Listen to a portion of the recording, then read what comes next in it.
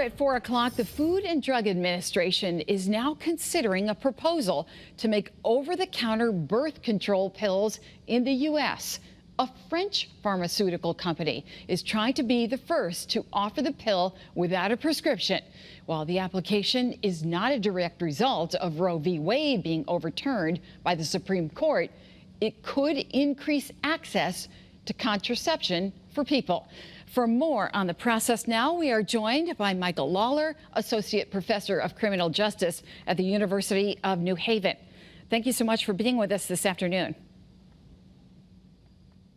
Sure, Irene. Happy to be here. My first question, why could access to contraception be put at risk by this decision on the Dobbs case, which actually overturned Roe? Well, if you read the case, Justice Thomas said that he thought that the Supreme Court should go back and overturn a case called Griswold versus Connecticut, which is where the Supreme Court in 1965 said that access to contraceptives is a protected constitutional right. It's the right to privacy. Roe v. Wade sort of grew out of that decision, but now we see state legislatures around the country going back and talking about banning different forms of contraceptives. And so this over-the-counter option would make it easier for people to access contraceptives, and it would create some problems between the federal and the state government because some states may make it a crime to get them.